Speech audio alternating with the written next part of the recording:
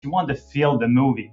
And this is what D-Box is all around, is having crafted, as you say, that immersive seating, which is, of course, is to connect to the storytelling, connect with the emotion, and transform the experience into a full body experience.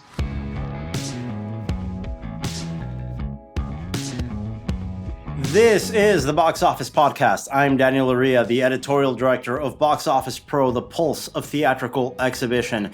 And in this week's episode, we are speaking with Sebastian Mailhot, the president and CEO of D-Box, the immersive seating technology that is in many, many theaters worldwide. It'll be a great update on where that technology is today and what the future holds for immersive seating, because this weekend we've got a movie that seems made for immersive seating, honestly.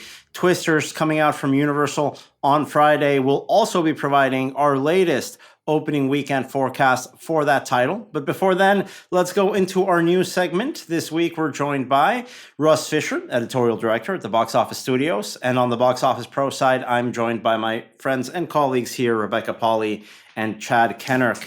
And guys, it's a great weekend because we get to talk about a movie that seems to have hit the zeitgeist, but that isn't part of a pre-existing IP or franchise, and that it isn't marketed towards children, even though children do feature in the film in some capacity. Chad has not has yet to see Longlegs. We'll wait. This is going to be a spoiler-free review. Yeah, especially to our listeners, of course. We wouldn't burn you guys here. That second place title, Longlegs, very few publications forecasted this potentially hitting 20 million. Our forecasting panel was early and adamant it would do so. It made more than that. $22 million debut. The top R-rated film of 2024 in terms of opening weekend. Of course, that's going to get blown out of the water once Deadpool and Wolverine come out in a couple of weeks. But for now, we get to celebrate. Now, Rebecca, Russ, and myself saw it. I want to ask you guys for your reactions because this is the movie everyone's talking about. Let's start with you, Russ. Where did you watch it? What was that environment like in the theater on opening weekend for you? I saw maybe the first show that was available. I saw it at 7 o'clock Thursday night, sold out show at the Screenland Armor Theater in North Kansas City, Missouri, a theater I've been meaning to go to for a long time and had not gotten around to yet because I don't really live near it. And I was thrilled to go. You know, it's a great theater. Number one, Screenland Armor. Nice job, guys. Very cool spot. And then, packed house for this movie, which is kind of exactly how you want to see a film like Longlegs, right? Like you want those reactions. Maybe some of the reactions in my audience were a little louder than I needed, but whatever. People were having a good time. I can't complain. They were clearly into the film and it played really well. And I'm very happy I went. How about you, Rebecca? Where did you catch this movie? Last week, as I was on vacation, thus not being on the podcast for a week or so, I maxed out my AMC A-list 3 movies a week that I can see. Caught the Tamil action movie Kill on Thursday, and then Longlegs at 11:30 a.m. on Saturday. Ooh, it was nice. Definitely tough, like looking ahead, trying to get the weekend screenings. I get the sense that they, at a certain point, theaters were moving the film into bigger auditoriums because definitely it felt like Longlegs having the smaller release and Maxine having the larger release. Given the success of the two films, that seems like it should have been switched, and Longlegs getting some of those bigger auditoriums. But took a break, then saw Maxine. So you guys know it was a disgusted, humid, muggy day on Saturdays. So it was good one to spend at the movie theaters. Which movie theater did you go to? AMC 25 in Times Square for all 3. Oh, the Empire. I'm going to be hitting up the Empire a lot this week as I try to catch up on some screenings myself. I didn't love either movie, but it's a situation of they're very giallo-coded, giallo-heavy in a way. I can see that in Maxine, but Longlegs, I think, was a little bit of a hodgepodge of conventions and hybrids within the horror genre. How would you describe it, Russ? Because the movie I was expecting to see, I didn't end up seeing. I think that's confirmed with a C+ cinema score, which goes to the adage that you coined here, Russ, on this podcast. A cinema score only tells you if the audience saw the movie they were expecting when they bought the ticket. Right. And I mean, I guess, part of the stuff we're going to talk about today in general is the success of Neon's marketing campaign for Longlegs. And typically I think that the industry has made a lot of that relationship between marketing and cinema score. Obviously, distributors want that good cinema score. Theaters probably want it as well because it suggests that maybe audiences are going to come back or they're going to give positive word of mouth about the movie. Clearly that wasn't an issue here with the way Longlegs opened. It opened way bigger than most people thought it was going to, as you said. So it's like, what does it mean that the cinema score says it wasn't the movie people thought they were going to get, but clearly the marketing worked because people showed up and they kept showing up. People just wanted to know what Nick Cage looked like. I mean, that's a bold strategy to essentially keep him out of the marketing. And I think there's a lot of people that didn't even know he was in the movie. I didn't when first watching the trailers. I mean, I came to know that. But to circle back, Daniel, to answer your question, talking about how you would describe this, the thing I keep thinking about with respect to Longlegs is obviously like there are Silence of the Lambs parallels. I came out of it and was like, well, I got to watch David Fincher's series Mindhunter again. A little bit satanic panic kind of, and with Maxine as well, obviously. Well, and in that respect, honestly, what I got out of the movie more than anything else was like a huge Stephen King and Joe Hill vibe. Oh, that's a good shout. There's a lot of Stephen King here that I didn't originally pick up on. Now that you mention it, that influence is throughout the entire film. Yeah, it really is. Like there's a lot of King, and then Joe Hill obviously is Stephen King's son who writes under the name Joe Hill, and Joe Hill's novel Nosferatu, which has been adapted as a television series. There's some elements of Nosferatu in this. There are a couple of other Hill stories where like tonally they're very, very similar. And then the aesthetics of this movie, to me, again, there are a lot of obvious references, but the dreariness of it brings to mind like David Cronenberg's adaptation of The Dead Zone, the Stephen King novel, which Cronenberg did in '83, I think, with Christopher Walken starring. So anyway, those are the things that come to mind. And I would almost describe it, if I had to, it'd be like, what if Stephen King wrote Silence of the Lambs? That kind of thing. That's for the trailer quote. No, it reminded me visually of, Russ, did you catch a few years back Night House? The David Bruckner movie? Yeah, the Rebecca Hall. Yes. Yeah. So it felt like that in terms of really the cinematography is great, using the background to great effect.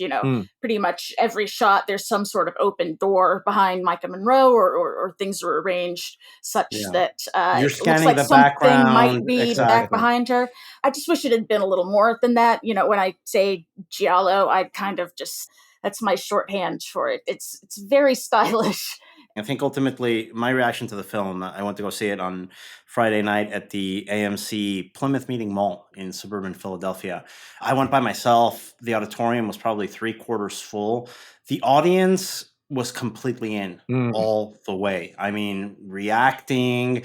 The guy next to me, it was a guy that probably goes to the gym more often than I do, a guy that would clearly easily beat me up in the parking lot should something transpire. But the guy was scared out of his mind. He kept on getting up and like shaking his head and like shading his eyes. And every time he'd get up, he'd come back with a new beer, right? So he was like drinking through it with his nerves. It was wonderful. That's like the best ad that you can give a movie like this. Like you, Rebecca, I'm not sure it's a movie that's particularly good, but it's effective.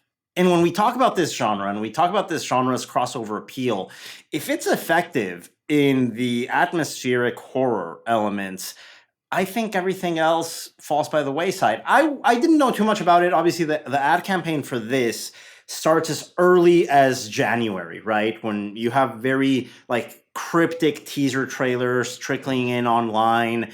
And then you see these newspaper ads that have some of the codes involved, giving it a little bit of a, let's say, Zodiac vibe from David Fincher.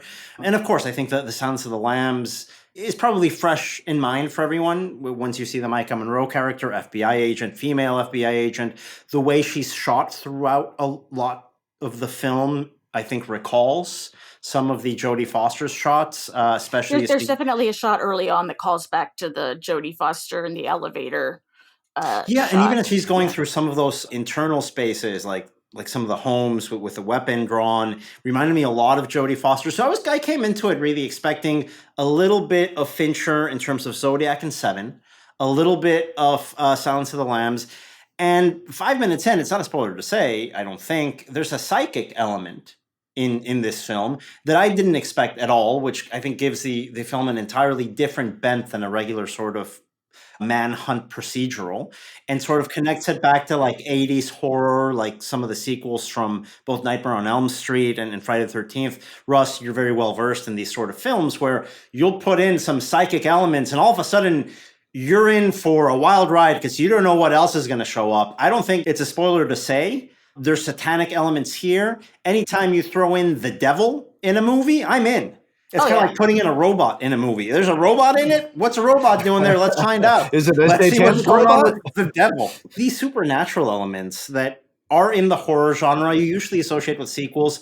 I've never seen them baked into a more grounded story or a story that presents itself as grounded, as Longlegs. I think that's maybe some of the struggle that people are trying to come to terms with, because there's a big... When you're going in expecting something more gritty, then it's the film presents itself as something more grounded and gritty. Really, the first 20 minutes, you're expecting this FBI manhunt procedural, and then it turns into a Stephen King novel. And I think that's fascinating. Again, not what I wanted to see. I don't think it works all the way as a film, but the Nicolas Cage performance seals it. I mean, delivers absolutely. I think the directing is wonderful. I think the score and the sound mix is really, really good. And when you just add those elements together, I think it equals for a fun night at the movies seeing a horror movie. And I think that's what people are going out of it with. Another big part of the advertising campaign, guys, before I forget, this ad campaign came in under $10 million. So that $22 million opening weekend paid for itself. And it was an ad campaign that had a lot of viral elements. I don't know if you guys caught those billboards in LA with a phone number. You call the phone number and you've got the creepy Nicolas Cage voice shouting things at you. That's received nearly 1 million phone calls so far. I highly suggest you guys I need to record that and set it as my wake up alarm. Which is wild to me, because you're talking about an era and a couple of movie-going generations that are now notorious for their avoidance of the phone. And so to have a phone number be a successful point, and maybe that's the thing, maybe it just seems like a novelty, but it's very funny to me that worked as well as it did. And yeah, I mean, like the secret messages, the weird, the Zodiac-ish cipher alphabet that is actually like kind of more of a window dressing aspect of the movie in a way. It's in the movie in a way that like bolsters the marketing, but like the marketing makes more of a use of it than the movie does. And ultimately that's fine. I'm in between the two of you, I think, in that it's not my favorite movie, but I had a really good time watching it. It's meant to evoke a response. It's meant to evoke emotions. And I think this movie does that very successfully. So that is more than enough for me. And that was more than enough for those opening weekend audiences. That number 2 finish, I think, beyond everyone's expectation here. As we mentioned, the top R-rated opening weekend of the year so far. But coming up, we've got Deadpool and Wolverine really in our sights. This is already the top Fandango pre-seller of 2024. I don't think it's crazy to say that this movie could hit a $200 million opening weekend. I don't want to create an expectation that it should or has to hit a $200 million opening weekend. I'm just putting it out there. According to what our forecasting panel is saying, that might be something within reach, which is, I think, unthinkable for an R-rated movie. But after we saw something like this, like a viral genre movie like this, surprise with a number 2, I think that R-rated audience is there, guys. I don't know how you feel about it. That trailer promo that we saw at CinemaCon with Deadpool and Wolverine doing the whole put away your phones thing. I mean, I feel like I've seen that 6, 7, 8 times at this point. All those sorts of brand interactions. I think in terms of marketing, yeah, it's really almost Barbie-esque. Just get everything out there in the run-up to the release of this film, even if I assume the films couldn't be more different. And you mentioned Barbie. I do have to bring this up. Rebecca, we just got word from the Will Rogers Motion Pictures Pioneer Foundation that they have named Greta Gerwig as the honoree of the 2024 Pioneer of the Year dinner. That is going to be taking place at the Beverly Hilton Hotel in Los Angeles on September 25th. So it's great to see Greta Gerwig being honored by the industry. Of course, Barbie being, still, I think, an inflection point of the box office last year. But this year, it's fantastic. Now, after the first 6 difficult months of the year, we have various overperformers. The entire month of June, you have movies coming in and performing really well. Some exceptions, of course, Horizon, Bike Riders. No coincidence, those are adult skewing dramas. And one of those adult skewing films this last weekend also failed to launch. We're talking about Fly Me to the Moon, which opened with a very underwhelming $9 million. I think another slip up here for the Apple theatrical release strategy. I don't know how you guys feel about this, Russ, Rebecca, Chad. I know there's one more Apple release on the schedule. As far as I know, I think that's Wolves, another adult skewing film. That's coming up in a couple months. Is there a reason to worry here? It's odd to me. It didn't feel like it had the weightiness. It doesn't feel like they really put much attention into the marketing campaign as opposed to, hey, here are these 2 people you like, they're in the movie. It just seems they're trying to find their legs, I think, so far as those co-releases to get some of their films into theaters. And it's funny because you talk about Fly Me to the Moon, A- cinema score. So, Yeah. Again, it's like It delivered for those audiences, right? The people who wanted to the people who bothered to see it it got what they thought they were going to get. So interesting, but that didn't really. So is the question, did Apple not sell it to enough people, or do people just not want that thing? Or, I haven't seen the movie yet. I've talked to some people who have seen it. The general consensus was like, oh, this is much better than you maybe thought it was going to be going in. A lot of people just didn't seem to know the movie existed. And I think that's the biggest problem that Apple is facing, is just saturation, especially going up against a movie like Longlegs, where Neon has, again, done a terrific job and really been consistently out there pushing the movie in very inexpensive ways. And, Apple just went a more traditional and very kind of bare bones route with the movie. It's $9 million that exhibitors will take. It's $9 million that Apple and Sony would not have otherwise, gotten from the box office. I think it's fine. It's there, but I don't think it's going to be long for this world, because this coming weekend, we've got the debut of Twisters from Universal, the sequel to the, what was it, 95, 96? Jan de Bont, 96 Jan de Bont original. Now, Chad, you went back and watched the original Twister, singular.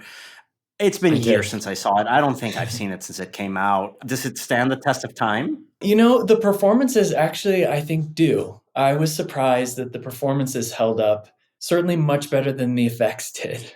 Oh, really? I watched it fairly recently, like a few months back, and you remember it being such a huge deal, how great the effects were with the cow. There was a cow that flew by the screen. I remember that. The charisma of Bill Paxton, shines through, but the effects, for me, it was very much like, we thought this looked good back in the day. Exactly. That's what I thought. It's so bad. It looks like a previs for what the final effects will eventually be. Yeah. But other than that, it's good. So, the Twisters, the effects definitely look like several dozen steps up. So. And we see Tom Cruise already working. I love when he does this. I love when you have that random headline that's probably inserted by a publicist, Tom Cruise's publicist, of him flying into a premiere of a film he has nothing to do with, popcorn in hand, and just having a great time. That video of him showing Glenn Powell how to pose with the popcorns. Now, there's a cool campaign here from Regal, the second largest exhibition circuit in the nation, partnering with the Red Cross for donations around tickets for Twisters. What's going on here, Chad? Because we just got this press release a second ago. Yeah, during the opening weekend of Twisters, Regal is inviting all guests to round up their box office and concessions purchases. So from July 19th through the 21st, and then that roundup, 100% of that is going to support the American Red Cross disaster relief. So recovery efforts for disasters big and small, hence the Twisters tie in there. And then the Regal Foundation is also going to donate to the American Red Cross in support of that fundraising effort. Big high five to our friends over at Regal for that campaign. Twisters already kicked off its overseas release with $11.5 million from 85 overseas markets last weekend, including Australia, Mexico, and Brazil.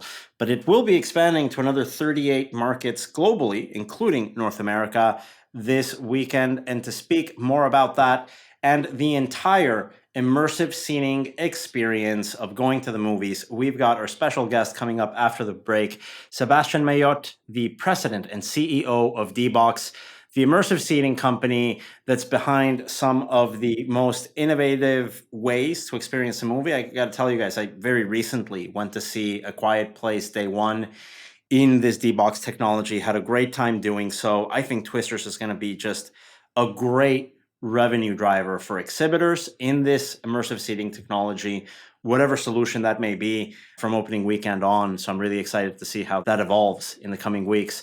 So without further ado, here after the break, our interview with Sebastian Mailhot, the president and CEO of D-Box. This Box Office Podcast episode is brought to you by D-Box Technologies, a leader in immersive haptic technology. D-Box's motion cinema seating brings movies to life with more than 65,000 movements, vibrations, and textures perfectly synchronized to the action on screen to offer moviegoers the ultimate premium experience. Having recently celebrated their 25th anniversary, D-Box has 900 plus screens in 40 countries and codes over 65 feature films per year. In addition to cinema, their tech is featured in other business sectors such as attractions, simulation and training, and the increasingly popular simulation racing, which also caters to the family entertainment center market. For more information, see our show notes or visit www.d-box.com. And we are back here on the Box Office Podcast with D-Box President and CEO Sebastian Mailhot. Sebastian, welcome for the first time here on our podcast. I'm excited to talk to you because D-Box, one of my favorite immersive seating technologies. I've been to your offices in Montreal. I'm really glad to be able to kick off this conversation with you today. Daniel, really happy to be here. Thanks for saying that. So really happy to have some time with you and of course are sharing with all the moviegoers and passionate about entertainment. Now, we have to introduce to our listeners that might not be too well-versed in the world of immersive seating. It's one of the most dynamic and fastest growing sectors in the premium format conversation right now. And as we know, premium format tickets at the box office have just been exploding in the post-pandemic era. We've seen major blockbusters having a market share of 40% plus on opening weekend for these premium formats, D-Box being one of the benchmarks, I think, in the immersive seating conversation. So let's start with the current state of D-Box, Sebastian. Where's D-Box today with its partners? What's your theatrical footprint? What can you tell us about your technology? Yeah, so D-Box is a public company, and we have been the pioneering in leading the Immersive when we launched that in 2009.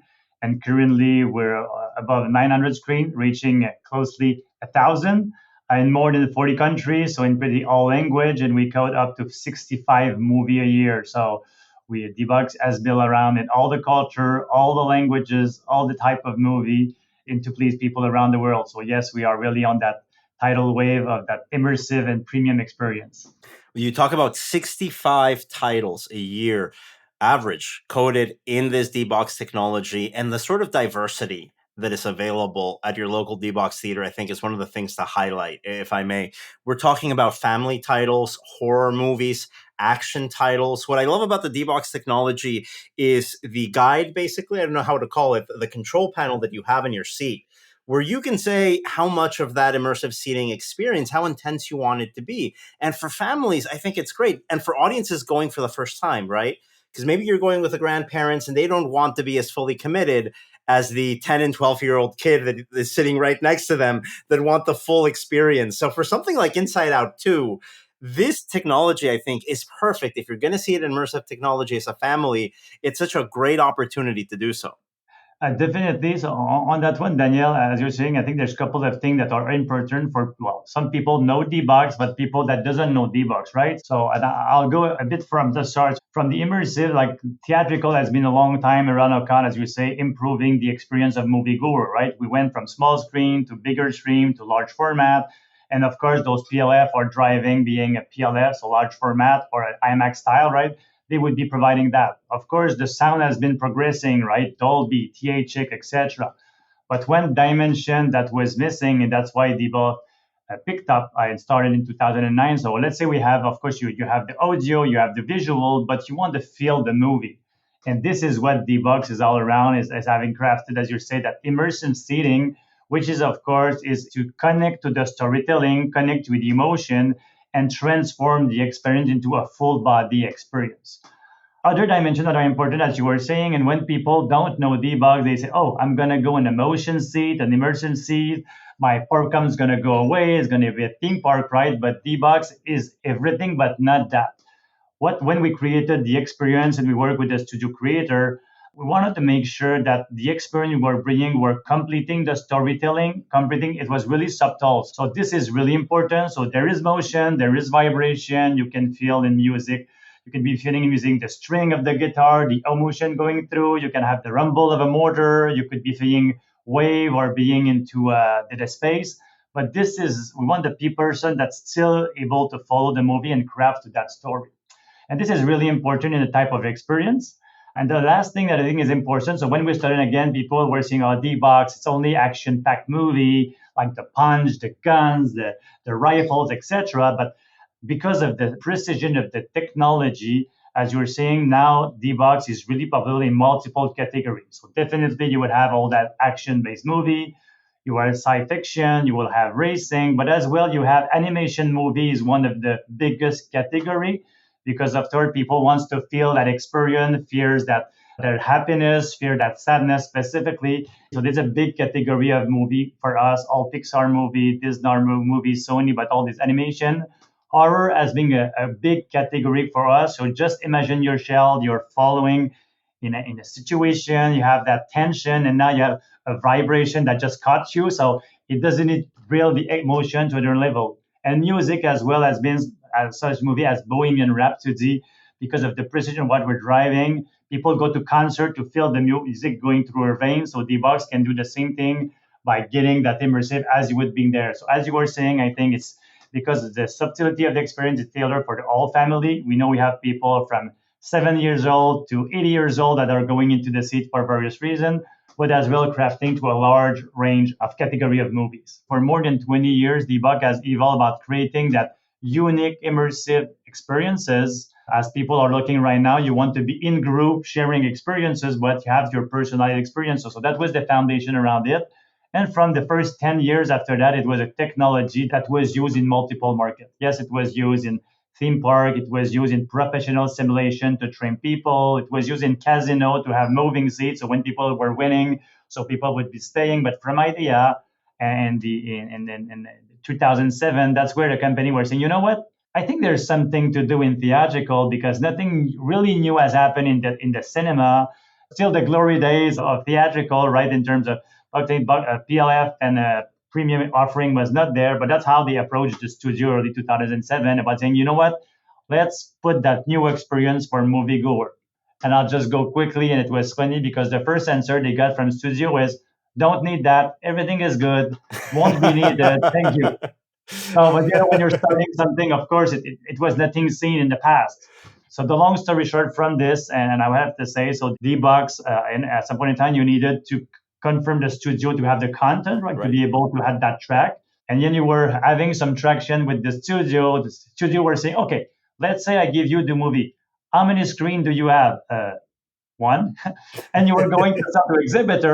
You have that. How many movies did you get? I don't know. So that was the chicken and eggs. But this is always funny to go back to those stories. So long story short, in 2009, that's where D-Box launched and premiere around the world in Los Angeles with the Fast and Furious 4. And that's why it's been launched. So from this has come into where from getting the first movie. I was not there at that point in time. I joined later. It was the previous CEO, but still remembers that everyone stand up and applause, and people said this is the future of cinema. So of course, you launch one screen, and after that, it has to have multiple screen, etc. So we grew, of course, for the first location, early adopter, to now to be fully integrated as we are the top in the immersive seating or 4D category. Where if we take everything into the immersive, IMAX is the top one with 2,000 screen, but D-Box and all the other player were the second one, closing to 1,000 screen around the world. And now we have proven that it works in all the country, in all the type of content, or nearly all the type of content, all the languages, different ages specifically. And the good news right now is, as you're saying, that the people are going with premium and paying more to have those experiences. So it helps the cinema to get a new customer base, to attract a new generation, get more revenue. So it's good and healthy. And the story that the moviegoer are asking for more. So we're more than happy to be part of that vibe and that trend. And it is just the start of it. And it's great to hear that you go back to 2009 with your first theater and your first movie. 15 years later, you're about to hit that 1,000 screen benchmark. And it's not the proof of concept era anymore. We know that premiums are the, not even future, are the present of movie going. So I want to talk about what's coming up next. What is your expectations for the premium cinema experience going forward, Sebastian? And how can you relate that to where immersive seating specifically is going to be going?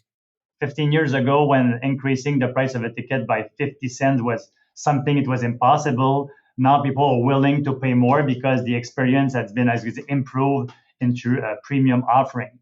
So this is the first thing. I think this is really important. We all know as well that small portion of the consumer buy a large portion of the ticket. So I'm saying movie going fan, etc. So this is definitely significant. So the consumer asked for it. So that's the good news.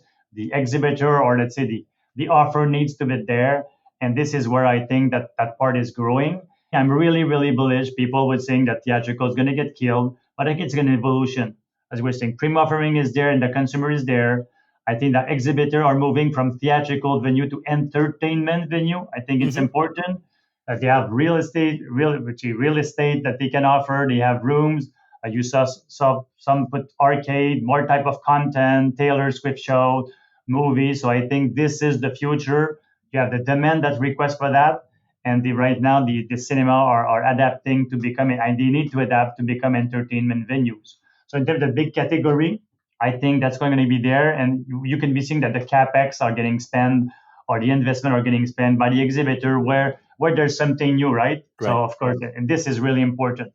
Where do we fit in? I think, which is interesting, is of course a screen can at some point in time can just be that big, right? It can be bigger, it can be bigger, and get bigger. So while there's still some good progress, the quality, the laser projector that improving the experiences, what they're looking for is what can I add that is complement to those other premium frame, and that's where we kick in, because technically for us we are seat, right? We are putting that technology on the seat, and this is where we bring a different experience.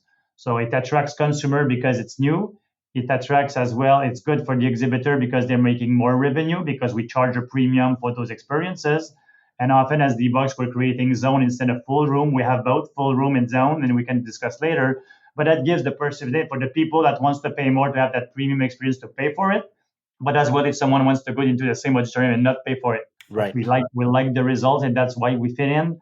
And that's why I think, and for us even, it's always, we need to evolve, right? As you were saying, when we started immersive experience, we fit in that category to be a new experience. But before that was action movie. So now people are saying, okay, animation. So I think the flow of content or depth of content and diversity is there.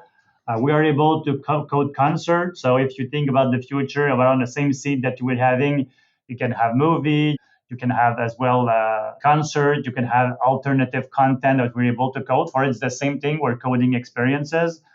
Any type of content, so your seat is able to code that. So if you think down the future, Daniel, in terms of that, is immersive is there because we're retrofitting rooms or locations so people can have that and put that into multiple locations. The depth of content from a theatrical point of view is expanding, but I think the content is expanding as well to alternative content, as that these are great venue for people to bring content. And I think what you bring up is very interesting and relevant right now as we see two big trends in terms of auditorium design. You have maybe smaller auditoriums with less of a seating capacity, meaning that those seats really have to be premium. And we can define that in many ways, right? It can be seating pods, it can be immersive seating. And then for the larger auditoriums, I think a lot of circuits are still trying to figure out that formula.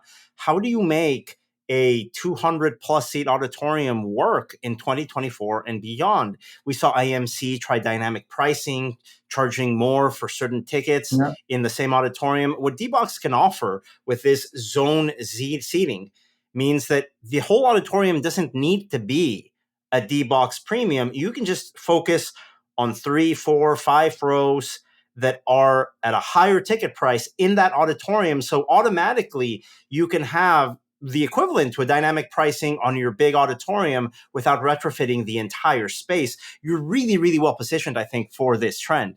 And I want to talk about that moving forward. How does D-Box see itself positioning its technology to remain a leader in this space in the coming years?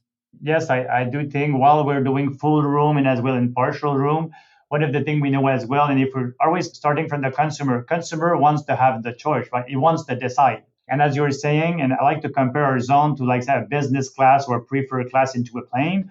This is what we create both for the consumer point of view. So just the notion of, oh, I'm selecting that seat and I'm going to be premium to the other person, that human behavior is really fundamental for a consumer point of view. And this is the part is important. It's scalable as well as, when those big rooms that have 200 and 300 seats, they're not always used. So you can limit your CapEx to a number of seats. You have a better ROI. So we know we have a better ROI than the standard room. So the way you don't need to convert all the room, lower cost, greatest ROI, and you tailor to your category and you get that premium.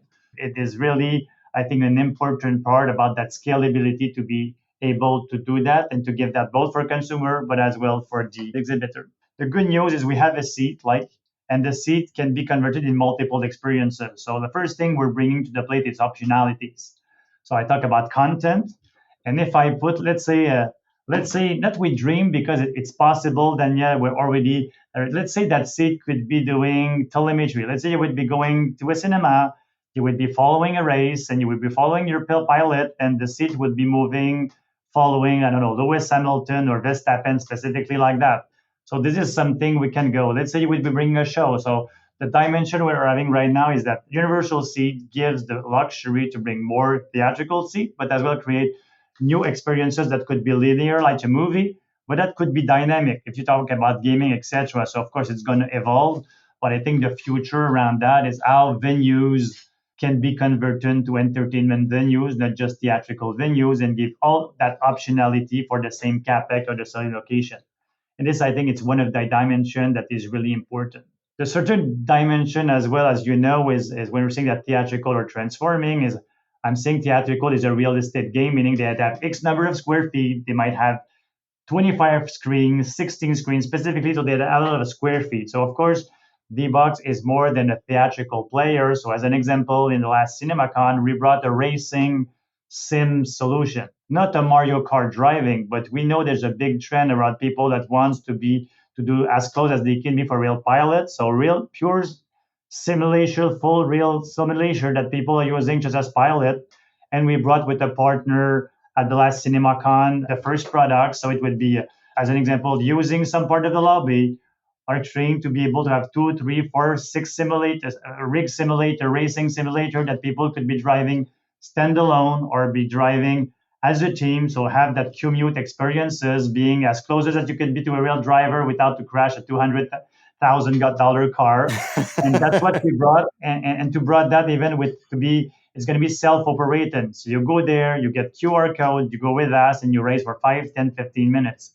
So the good news around that dimension, around about that, let's call that what we call haptic with that sensorial experience is D-Box is as a theatrical offering, but now we have other entertainment offering with some partner that we're bringing to the plate to create more entertainment or experiences that can be put into a lobby or a screen of cinema. So where we're heading right now is we're seeing theatrical as an entertainment venue, how to do the best and the most out of all those screen experiences with zone or full room, but as well about looking at everything that can be brought to have more consumer, more time getting spent, and the diversity of consumer to to improve that ROI and that revenue to those locations. And when you think about the other big trend in exhibition right now, it's cinema entertainment centers, it's arcade Yeah. areas. And that's what I really responded to at your booth at CinemaCon. And it's something that I think is going to work so well in lobbies, right? We always talk about, well, how do you bring innovations outside of the auditorium where cinemas can really, really expand on that ROI on technology? I think it's a natural fit for you guys. Yeah, and as you're saying, and I like that you like that, and I can say it's been a blast. So just in the blast that people had fun because people were seeing, as you were saying, from sim racing. What we're thinking as well when we bring new stuff is to have ideas that the type of consumer as well will want to repeat the experience, right? Because sometimes you're going to do something, but the crowd we know as well of people that are getting into racing or they like the simulators, they're going to go back because you want to beat your lap because it's becoming, as you're saying, as being close to a driver. So for us, what we like as well from this is to create those. I like the hub and spoke approach. Right? You have that thing that people are coming back. So you have repetitive.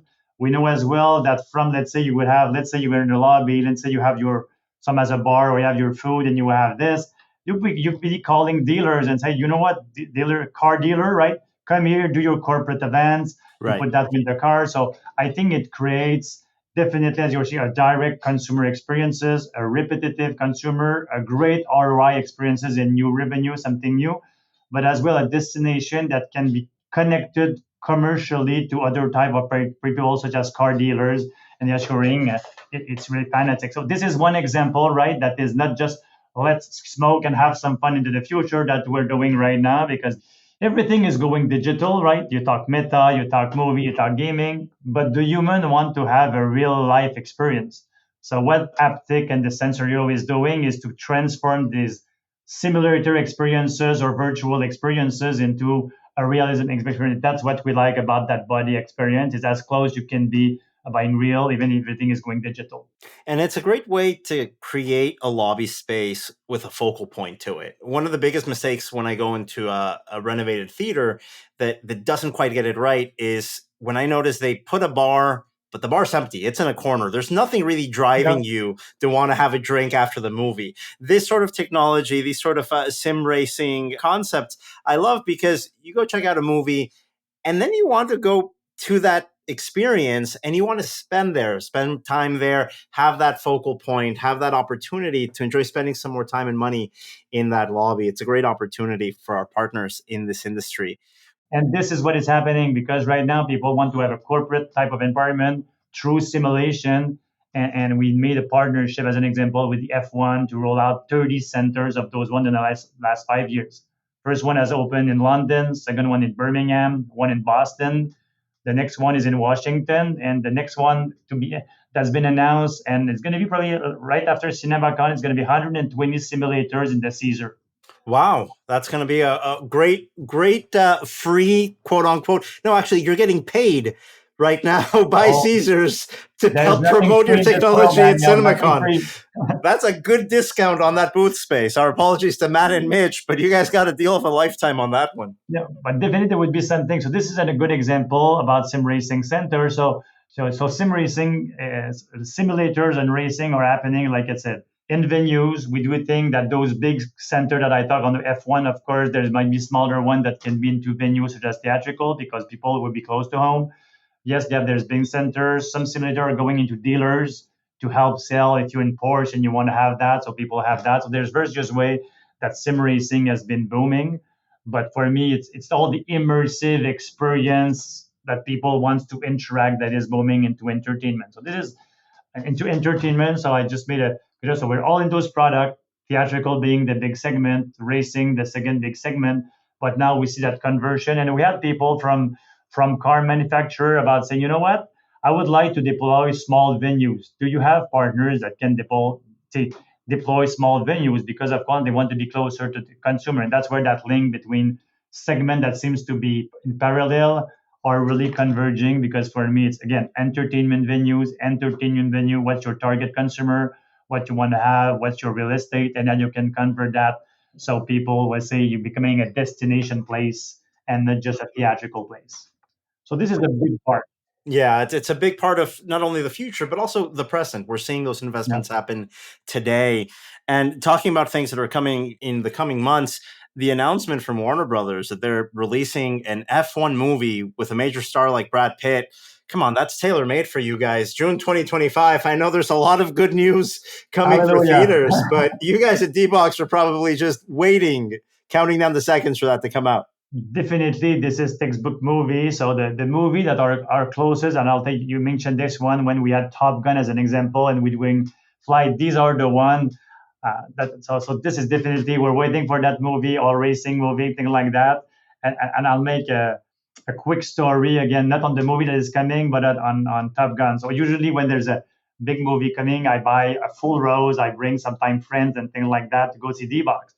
That time I brought my in-laws, my mother, like people, and they still talk to me about this during that Top Gun movie because, as I said, they wouldn't go to let's say an action-packed movie, but all the room they're still talking. It was so intense, and I was in the plane, and it was doing that. So yes, to your point, when there's the one that are creating that realism, this is something that is important.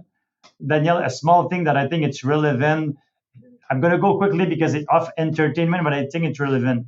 One of the reasons that people, they don't know, but I'll tell you why it is. A lot of our people are saying your experience is so realist and things like that into racing and flight. One of the reasons as well is we're selling as well in the professional simulation industry for training purposes. So we sell our system for training into flight, helicopter, racing, automobile, cars, etc. So the good news around that, there's no connection from a sales point of view, but when we're building that information is to train pilot, as an example, we are working with True Pilot to craft the experience as reality because they want to have a real life experience. But what we learn on that professional simulation about how to have an experience close to reality, we bring that thing into entertainment because for us it's the same thing. So one of the reasons there's that's connection from the back end and its realism is we do work with professional pilot, we do work with professional racer and to work on that realism. And that's where we're not just doing an entertainment guessing experiences, we are crafting the experience as they would be a pilot or a flight. So this is why sometimes that signature or that DNA or artistic DNA definitely make a direction. Sebastian, thank you so much for joining us here on the Box Office Podcast. And that was Sebastian Mailhot, the president and CEO of D-Box, speaking with us here on the Box Office Podcast. Earlier, you heard from my colleagues Russ Fisher from the Box Office Studios, Rebecca Pauley, and Chad Kennerk from Box Office Pro. We'll be back next week with our special Deadpool and Wolverine branded episode coming out for what may be the biggest opening weekend of the year. Time will tell if that happens or not, so don't forget to subscribe. New episodes of this podcast come out every Thursday, and we'll talk to you again next week.